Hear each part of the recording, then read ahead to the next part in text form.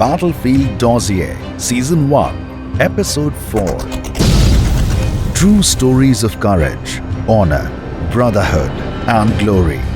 Listen to your real-life heroes, narrating true incidents of terror counter-attacks, life-saving operations, and various battles fought by them to safeguard the pride of our motherland, going beyond the call of duty. This podcast is brought to you by Spirit of Victory, powered by Radico Khaitan Limited.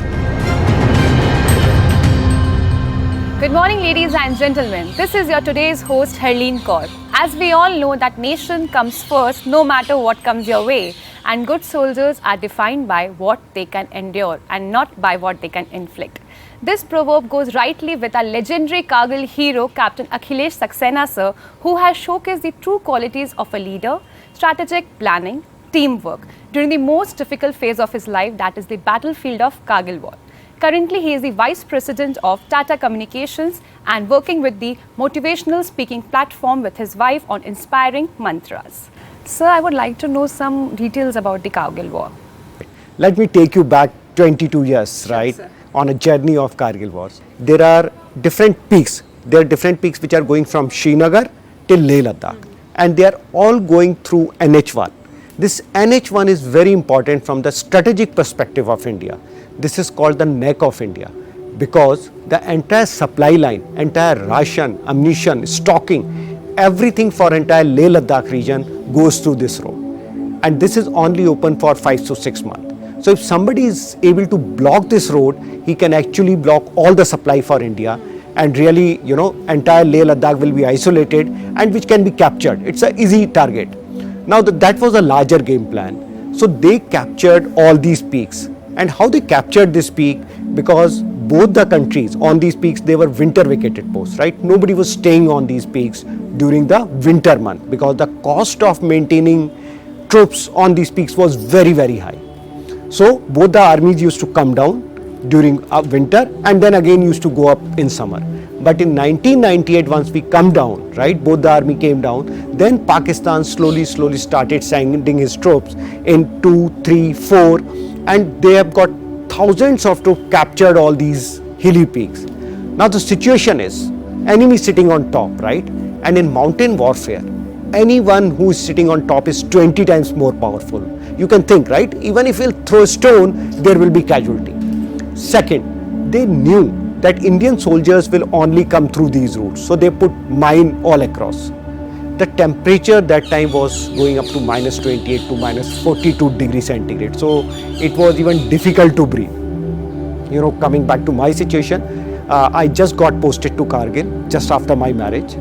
And, when we reached there, when we reached Kargil, immediately there was a shelling on our jeep because they could see us. They were just sitting on top. And Tololing was the most difficult peak because Tololing is just next to the roadhead and enemy was sitting there. Any troops passing through the road, they were bringing artillery fire, they were bringing all small arm fire on these troops, right? So we were not even able to move our troops and our equipments. The 2-3 attacks on Tololings were already failed because the gradient was so high, it was going from 85 degree to 80 degree, right? So it was like a steep chadai. So very difficult to go through this. And as soon as we start our attack, enemy used to bring all the fire because he could see us and he was sitting on the top. We were not knowing about the location of the enemy or from where he is firing. So the chances of actually victory in this kind of attack was not even 2%. But then Indian Army has seen these kind of situation, and at any cost we need to protect the integrity of the country. So we were given this attack with 2 Rajputana rifle. I was leading this attack. I was also commanding the entire fire plant. So nearly 105 large guns, Bofors gun, they were with me. And we decided to use artillery very heavily in this attack because we knew that we will win or we will not come back. Now, just to give you an example, if you remember, Rajputanas, they put Kesaria Bana when they go for an attack where the chances of victory are very low. So it gives a message that either we will win or we will not come back. So I think that's the kind of feeling you have to bring to your Jawans, when you are taking them for a suicidal mission. In fact, we all written letter to our family because we were not sure that we will come back or not. And this letter is put in our box. This box only reaches family if that officer or Jawan does not come back. And when you are reading, when they read this letter, you knew that, that particular officer or Jawan is no more. So you are writing that when you will get this letter, I will not be in this world. And kind of, that was the feeling we are written, that even if we die for this cause, please don't be sad, right? Please don't cry, because this is a cause for the entire country. So, and just to motivate, every day we used to get thousands of letters written in blood. Many of them were writing in blood. We used to get rakhis from, our countrymen. This was difficult situation, and we knew whatever happens, we have to make it successful. In fact, I told my Jawans that in a normal command and control, officers remain in middle. But in these kind of attack, we will lead it from the front. So if the first bullet come, this will hit us rather than my team. That's kind of thing gives so much of josh. Not only me, like, I was fighting with Captain Vikram Batra, Captain Vijayan Thapar, Major Acharya, Major Adhikari, Major Vivek Gupta, and all of them, they were full of josh and inspiration. In fact, just before going for this attack, we were just having our tea, just to give you an incident. And somebody say, I don't know if this will be the last tea of our life, because we never knew that we will come back or not. And Major Vivek Gupta, who was going to lead the attack, he said, no, tomorrow we will come back and then we will celebrate our victory. So that was the kind of josh. We started our attack on 13th of June. 12th night we started, and continuously we kept fighting for the entire day. In fact, before going for the attack, we were just carrying our arms, ammunitions, bullets, grenades. We have taken out our food, we have taken out our water. You know why? Because there is a limited space. So we can only carry few things, right? And we thought that if we win, our food come, we can survive 2-3 days without food, without water. But in case we don't win and our ammunition finish, that's condition we don't want to come. So we just made this attack. We were just saying we will win at any cost, whatever happens. And there were casualties. Major Vivek Gupta died in the way when he was very close to bunker. But finally, we put the tricolor on Tololing. And I think that was the turning point for the entire Kargil war. Because Pakistan used to say, this is my fort, you cannot breach it at any cost, because every side there was a huge steep gradient.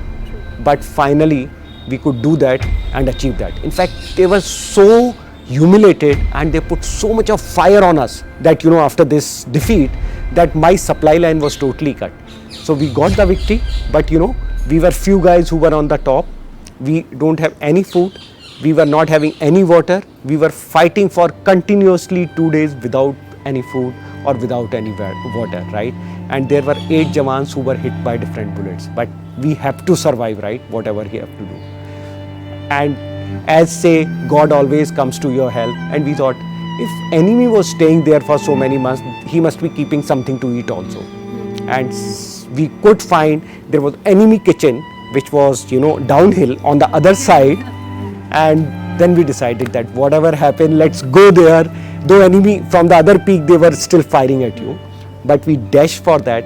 We picked something, and we got some good halwa, Karachi ka halwa. We get some biryani, we get some dry fruits which they kept, and they were very confident that they will win and they will celebrate. And we got it back. All Jawans had it, and after 2-3 days we could get this victory. So that was the cost of victory. We lost Major Vivek Gupta. And that was the first attack, we get victory. My second attack was Hum and point 5140, which was actually led by Captain Vikram Batra. And third attack was 3 Pimples area. This was another very, very difficult peak. And enemy was sitting again on top, and he was continuously firing on us. We started this attack. Me, Major Vivek Gupta was in Tololing attack. Major Adhikari, Major Acharya, Captain Vijayan Thapar, and in fact we lost 3 officers in this attack. I was hit by the bullets when we were fighting with the enemy, but finally we continued. In fact, I was bleeding from badly. I put some dressing on my hand, and continuously fighting, because I didn't want my Jawans to know that their officers has been hit. So it was a difficult time, and I actually never knew that I will survive or not, but that was not important. The important thing on my mind is that we have to get the victory for our nation. And once we got the victory, I actually got unconscious. Sir, I have read in an article wherein you have mentioned that those bullets are your rewards. Could you please tell us something about it? I know. I think these are the biggest reward for me. When we pass out from IMA, right, when we are becoming officer, there is a Antim Pag. You cross this and you become an officer. There is an oath we all take. And the oath says, the honor, prestige and security of this country comes first, always and every time. The man we command comes next. Their welfare, their safety and comfort comes next.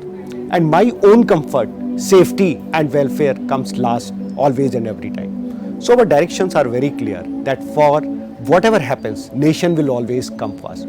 And the day we are wearing a uniform, we are just training for just one day when we have to fight for our country, right? The entire training part is just for day when we have to defend our country and we have to attack enemy.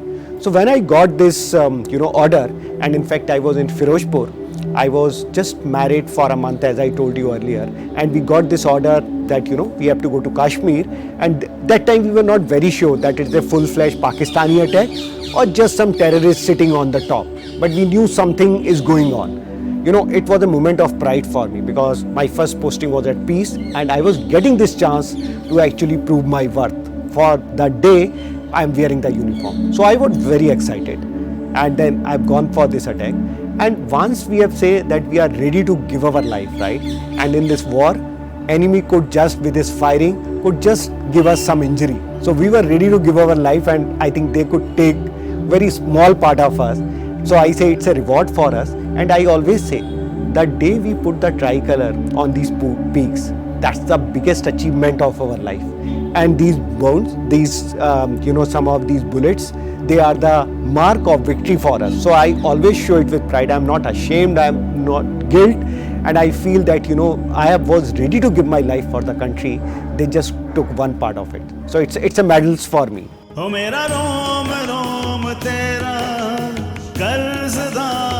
You are listening to Battlefield Dossier Season 1, brought to you by Spirit of Victory, powered by Radico Khaitan Limited. For more such interesting stories of valor and courage, please subscribe to our channel, Spirit of Victory. Shukriya.